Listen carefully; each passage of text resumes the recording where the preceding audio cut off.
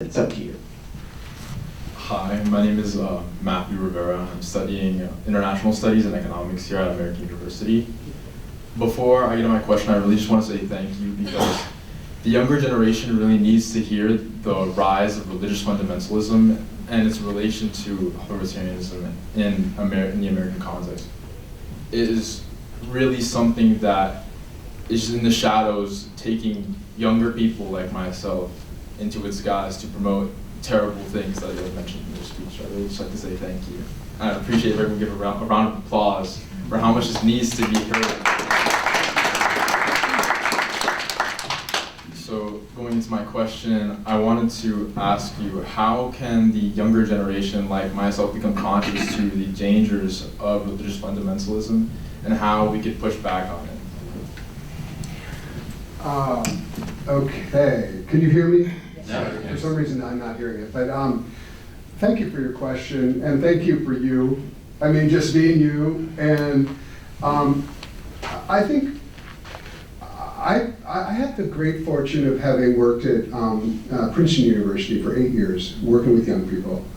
So I am not cynical at all about young people and their contributions in this moment. I do think sometimes the language and language forms understanding, and what I think I heard you say is like, we need more language about what's happening so we can understand it. And also, you know, make sure that people understand. I think one of the things that I'm very focused on is, I come from a deep religious tradition in America that has, that is part of what is emerging now as a response to the what I fear is the authoritarianism and Christian nationalism. And it's important that the people like me proclaim that fearlessly so that people can hear it. One of the ways that I'm aware that there are tactics that are rooted in getting clout and things like that online that I think, you know, some are using in order to encourage the younger generation to embrace a more, I would say, radicalized authoritarian approach to religion. But there are also other ways that are just so available to us. And so one of the things that I'm doing is I just have invested very heavily in social media for my organization. And I know that seems maybe like, oh, social media, it's all bad. It's not all bad. People are on social media. And I have one clip that was just of me. It was such a mundane clip of me preaching at a Dallas church about basically Christian nationalism and what I thought was gospel and all that good stuff. And it's been seen by 3 million people. You know what I mean? People are, and all the comments are like, oh, I'm so hungry for Christians to speak out this way. And I'm just talking from the Christian context. I think that this is available to all of us. That I think we have to be really clear about how information is happening and how people are getting their messages about what religion matters and how it matters. And you know, I've been kind of, I'm going to wrap it up because I could talk about this for so long, but I went to seminary just as the internet became available to the population. And so from the beginning, I have been, a lot of my journalism has been online, and I've been very aware about the way that the internet is happening. And some of them is affecting our religion. And so I'm very determined not to cede that space. Let me put it that way. And so my hope is that you will feel motivated. I mean, I just saw one of my interns from AU who worked at Interfaith Alliance. And if you're interested, you should reach out, because we are very intent on bringing new young people into our work and into the broader work. And I would encourage everyone in this room to take that question seriously and ask the question, how are we training our people to speak into this moment, including how are we reaching out into young communities and making sure that our message is being heard? Very good. Another question here. Thank you. My name is Maynard. I want to get to the core concept, because to use the word Christian and nationalism in the same sentence is almost an oxymoron. And the media has popularized the phrase, so we all use it. But how can we get, and it's a Christian problem, but how can we get beyond the language that seems to authenticate the position when we use the word Christian nationalism? Well, is there any way we can get to the core of the problem without giving the public the impression I that this is a use legitimate Christian position? nationalism or white Christian nationalism not as a way to describe a religious movement, but as a political movement. And I think, and I do think, I get this question every single time I talk. The way Christian nationalism, white Christian nationalism evolved was not the media. The media was very slow to pick it up. It was academics who started seeing what was happening and putting that together. It's not a perfect term. There's no perfect term. What we're trying to describe is a phenomenon that is actually real. And in order to, and what I don't want to do is get into a situation where we're saying, okay, well that's not Christian, so let's not call it that. And I think ultimately we have arrived on a term that involves a kind of a set of specific, like another categories underneath, and I listed those categories: white supremacy, xenophobia, sense of Christian supremacy in this country, that they have more rights than everybody else. These are all, if it's not that, it's not Christian nationalism. I think what I'm very clear about in my own is that I am a Christian, and my family history and my own life, I am a deep patriot. My family has been invested in this country for, close to 200 years now, trying to do the right thing and move this country forward, and I'm not giving up. And so I'm not giving up the term Christian, I'm not giving up the term America, I'm not giving up the term of patriotism, but I'm using that term to describe something that is real. And I'm a little bit, frankly, I think it's a waste of time to worry too much about the term. I think we have to be clear. We object as Christians for this to be the dominant view of Christianity, because it is not. But we can also, it's an academic term now. It describes something real that has weight, that has power, and the people who are behind it are not wasting time worrying about what we call it. They're out there. So I think it's just important to find some language to talk about it. I've heard lots of people try to use other terminology. If we all agree on something else, I will use it, but I am worried that we are, what I agree with you is that I am not giving up Christianity, I am not giving up patriotism, I am not giving up America. I am describing something that I think is a danger to my faith and to my country. And I am describing it thusly because those of us who are trying to figure out what to do about it have come up with that language. I'm happy to evolve that language as people who are working on it see fit. So I understand where the question is coming from, but it's actually I feel like we're in an urgent moment, and I'm trying to figure out ways to describe something succinctly that is real. Thank you. We have a question over here and then come to you.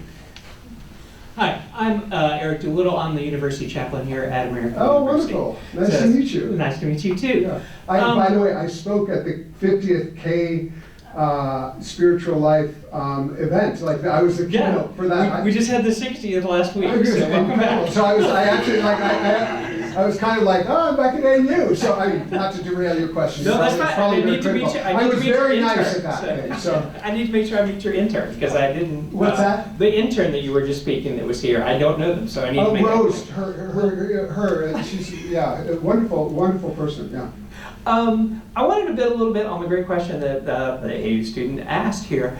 Thinking about the reality of what you're saying about students are hungry to hear this voice, and they're functionally nihilist, right? They don't have hope, right? Young adults right now, I think the world's going to end one way or another. Why should we work that hard? I'm just going to take care of myself. And it's really hard to see. So that's something that people of faith and these institutions that we're talking about who can help lead this new movement can offer, right? That is one of our specialties, right? From that Christian perspective, faith, hope, and love, right? It's right there. The challenge is they don't trust institutions, right? So they are spiritual but not religious. We have ceded our moral authority as religious leaders and as religious institutions. And so I really appreciate your comment on like how you are trying to bridge that gap and get in front of students and young adults and hope to feed them through social media. But we also want to say, how do these institutions that have been built bridge that gap between not just that lack of hope, but a lack of trust in those very institutions that we want to use to help them? Yeah, I love the question. I do think we're in an opportunity moment. In some ways, because of the, I hope you heard the list of people who are doing incredible work right now. I mean, that image of the Presbyterian minister being shot, you know, people who are observers of politics, not religious people, said this is the image of our moment. It was and because it was a minister, and we are underestimating the importance that people are playing on religious leadership. I was not here, but I knew a lot of people who were at the Free DC March that went through DC and objecting to the occupation. In the middle of the march, Foundry Church, which is a Presbyterian church. Sorry, Methodist. I know that. I know it's Methodist. I'm so sorry. We would love to have it. What's that? I'm like, okay, that'll be the clip. Whoever's like videotaping this. They ring their bells in the middle of the march, and I'm on some like signal chats with like very secular, legal Jew, all sorts of Hindu people of all different backgrounds. All of them said that was the most impactful moment of the whole march. And so, and they weren't saying that for me at all. Like actually, they put it up. They put up the ringing of the bells. And I said, oh wow, can I use that clip? You know what I mean? Like, so I offer that as just saying, people are, young people are watching, and they're not as interested in what we're going to say. They want to see where we're putting our bodies. They're wanting to see like what are we offering? That's the reason, like, because I had your position, or an analogous position at Princeton, like, I would love to see the Princeton Chapel be the place where nonviolent resistance was taught. And I think that would send such an effort. And then you could go deep in how Thurman talked to Gandhi and talked to King, and it could be a whole, and then Heschel, and you bring in this incredible interfaith story about how this transmittal of Ahimsa into nonviolent love, into the civil rights movement, into the movement to liberate India, and people show up for that, and they say, oh wow, this chapel's doing something. And I'm not, that's no shade. I'm just saying, like, the question is always like, what are we doing in addition to what are we saying? And then as far as theological training goes, I really just think the opportunity right now is to ask these hard questions about what kind of religious leadership we need in the future. That's the question I kept on asking my students at Princeton. They were all like kind of taught they were supposed to be masters of the universe by the time they were 30. And it's like, how do I become senator by the time I'm 30? I'm like, that's not the question to be asking. Ask the question like, what is inside of you that's actually going to flourish? And how are you going to get there? And so I was the guy who, like, hopefully you'll appreciate this, I was the guy who talked to any student, no matter what they were studying. I was like, have you thought about seminary? And the crazy thing is, many of them had. And they were like, how are you asking me that question? And so I just offer us not to come at this conversation with scarcity. Come at this conversation with, it is a moment that we can possibly do something amazing. with our theological education, with religion in America that can bring people together. I truly believe that, or I wouldn't do what I'm doing every day. And so I offer you that as just it's not the perfect answer, but it's what's on my heart. Thank you. Thank you very much. Yeah, thank you for your message. My question is, you do talk about non-violence, but are the Hindu and Buddhist traditions represented in your movement? And if not, why not? And how can we do it? Yeah. Traditionally, we have had great partnerships with, for instance, Hindu American Foundation, as well as Hindus for Human Rights. There is so we are, and whenever there is an issue that it comes up, one of the things that we're trying to understand better, and maybe you can help us with this, is even as we talk about Muslim and Jewish groups coming together, the Hindu community is so riven right now. There is not the Hindu community. It is like there is a great division there, great sense, and so we get lobbied. I get lobbied a lot by different folks in the Hindu community. Come with us. I am trying to figure out a way. How can we actually bring the Hindu community, the Sikh community, and the Muslim community together to have conversations that, because South, just as the Middle East is a place of great conflict that has implications for here, so does South Asia have implications for the well-being of communities in America. Some communities more than others, but still important ones. So I'm very interested in that conversation. We're in coalition with many people, but I am. It is a part of reimagining interfaith is addressing we have ongoing coalitions with Buddhists and Hindus. Those communities right now are opportunities for thinking about how do we build coalitions that don't immediately alienate one from another. And so I'd be delighted to talk to you more about that. Thank you. Hi, Reverend. Thanks for your time. My question is, I think you've talked a lot about how your flock has to be as wide as possible, has to be inclusive. But it's also clear that do you let wolves into your flock as well? Because sometimes you don't want to let wolves into your flock, right? You have a flock. You don't want wolves in your flock. Wolves in your flock. Oh. Right. So I think that there's definitely to give practical purposes. If you have individuals who support Trump, who identify as MAGA, how do you practically include them in your flock? Do you include them in your flock? Or is your answer, listen, Taha, God will judge them, I have to take care of my flock, and then God will deal with them. So what do we do about this population? And do you include them in your flock, and if so, how? Yeah. So just to be clear, I'm not serving a church right now. My flock is Interfaith Alliance. Right. I think there's a couple things here, and it is the question.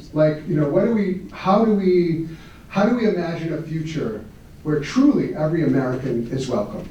And actually, that is something I think about a lot. What I feel right now is that my energies are best put forward around imagining a big community of people who want to save democracy, that disagree on a lot of stuff, but actually want to save democracy together. Hardcore MAGA feel like they want to take this country somewhere that I don't want them to take.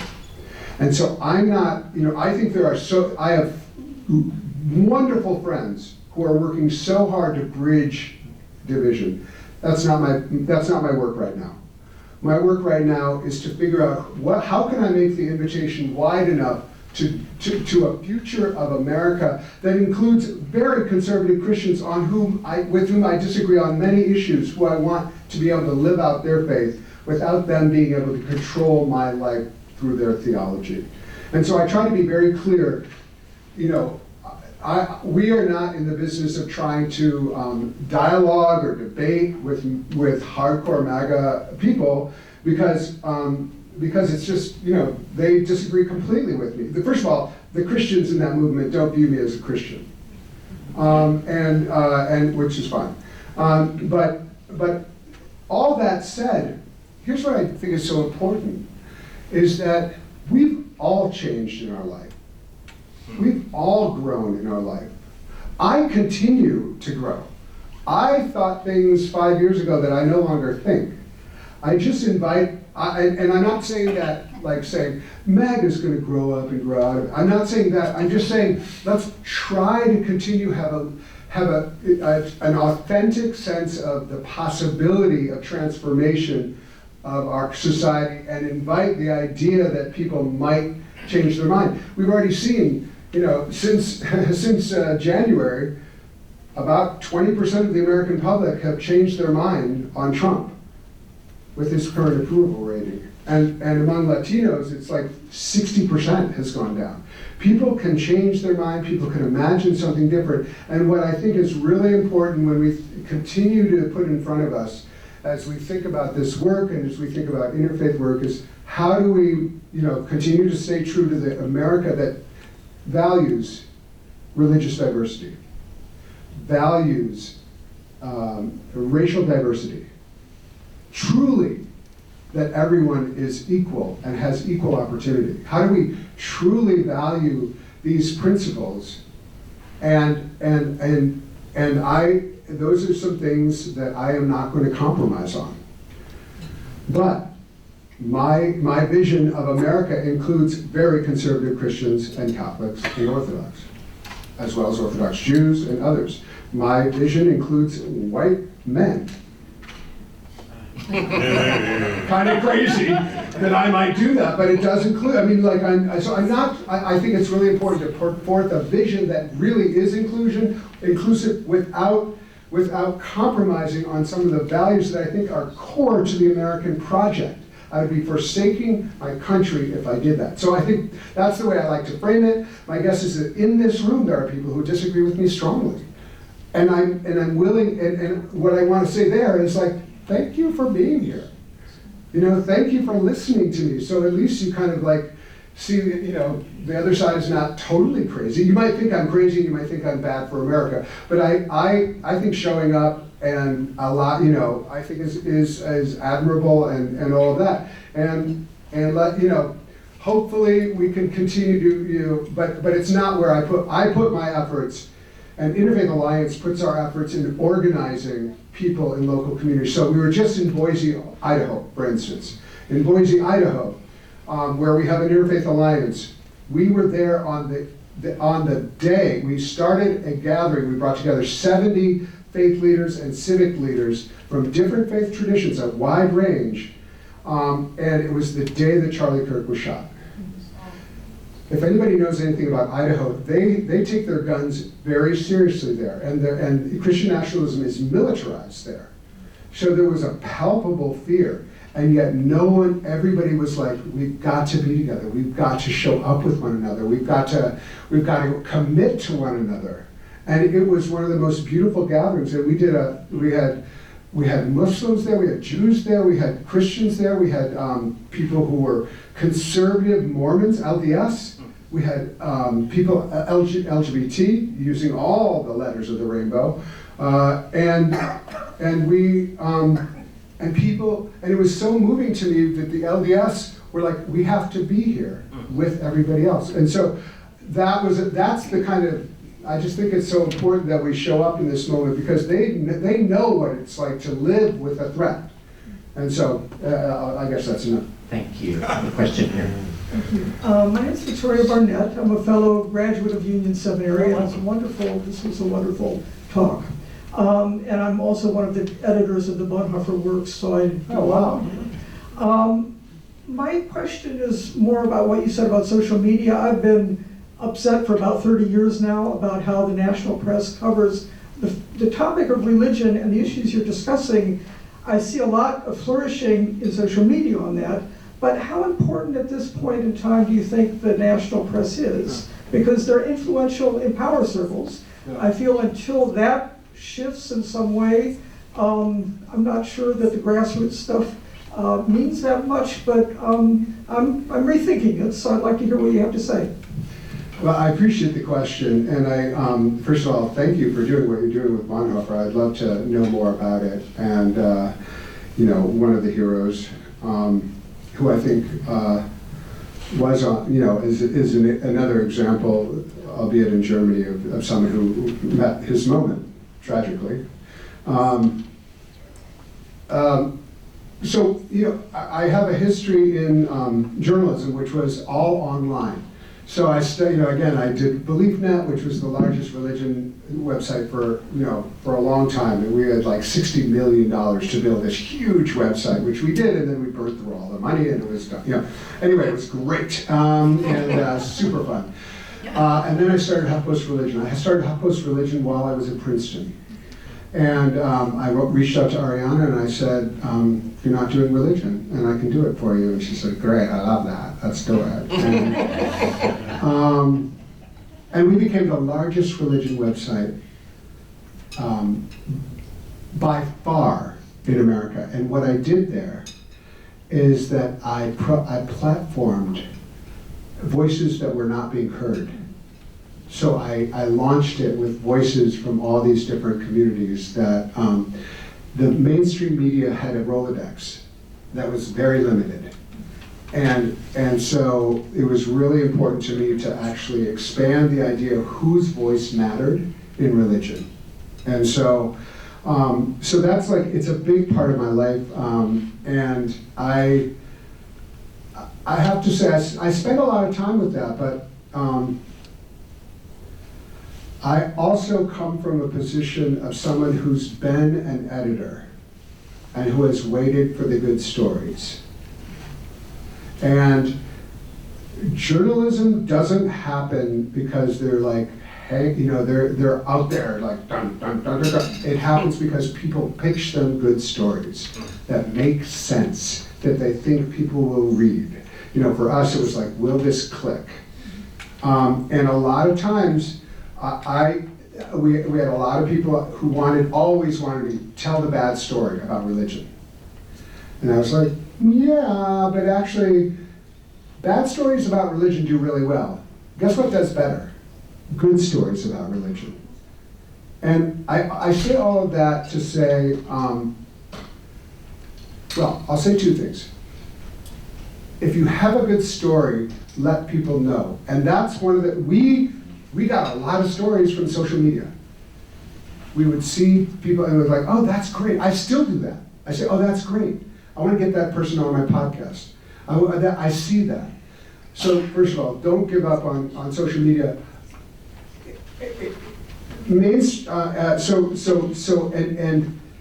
And be dogged. If it takes work to get into the media. That's a whole position. I have 3 people on my team who do our media outreach, and we get a lot of traction because we're always pushing things out there. This is what we're doing. This is the story, and so we get great pickup. But it's because I'm spending money on that. So that's another thing, just to the group, theological education.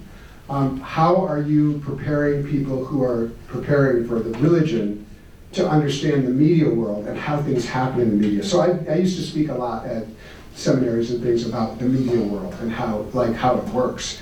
The other thing to remember is that legacy media especially, I'll be on CNN or something like that, and nobody watches CNN. Nobody watches anything anymore. So you get on CNN and you get on MSNBC, or you even, I'll say this is probably true of Fox News, the only way people see anything is through social media. So I just offer that to don't despair. And the other thing I will say is that I know every religion reporter in America. They're really good people. They're trying to tell good stories. So I think that I think there's opportunity there. I think they've all seen. I think they're beginning to tell these stories because they see how many people are clicking on these stories of religious people showing up. And so I encourage anyone who's interested in media to recognize that's a thing. It doesn't just happen. You have to make it happen. And it's so important. But I do think there's, and this is the last thing, but having done this now for 30 years, there is a sentiment among religious people, why aren't they covering this? It's like, because you haven't told them they should.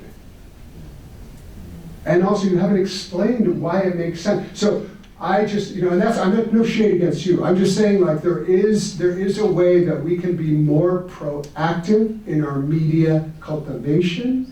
And I think right now, frankly, Bonhoeffer would be a great story for the media. And so I'm happy to talk to you a little bit about that a little bit more. But I also, I have to say, I'm less concerned with what the New York Times prints as I am with how many people are seeing other stories, other ways, and making sure that we are really in front of people and not waiting for the Times to cover it. Thank you. Here's some food. However, we started late, so I'm going to ask 2 more quick questions and quick answers. Here, quick question. Okay. Okay, I don't know. I can't promise if it's going to be quick. Thank you for your presentation. Uh-oh, then sit down. Next. I'm teasing Gulsum. Go ahead. So my name is Gulsum. I am a faculty teaching here on the Arab World Studies Department. So my question is, I see it like the irony of the providence that now we are actually trying to get together as all communities of the, like the minority communities, majority communities getting together for one goal, right? So what comes to mind is, how do you see, or is this a moment for reflection for all of us to understand now, like one of the maybe most marginalized communities in the US through the media was Muslims. And it has been the experience of Muslims actually recently as well, the feeling of marginalization and the feeling of being silenced and the feeling of not being heard enough, never. So, and the first thing in oppression of a people actually is to start with the vulnerable, the most vulnerable, and the most minorities, the most marginalized. So how do you see, or is this a time of self-reflection for the liberals of this moment to see and look back the role that they could have actually played better, for their Muslim fellow man, right?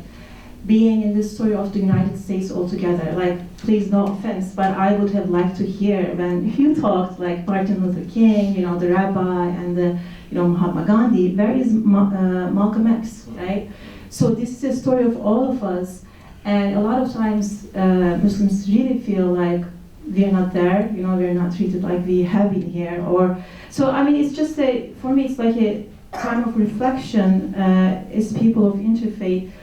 Do you think we might be in a different place right now if the liberals of this place might have done a better job of embracing Muslims instead of just, watching and, like bystanders to those stories of radical Muslim, all the time? Thank you, Gulsum. Well, I think that that's absolutely true.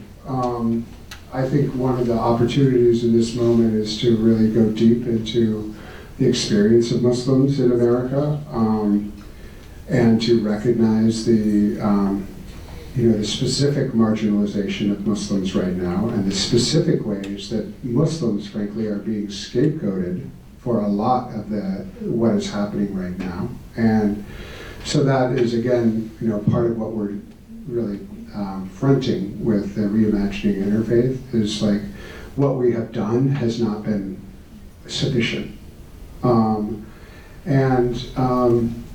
I think that there are opportunities now that we have to take advantage of and be intentional about.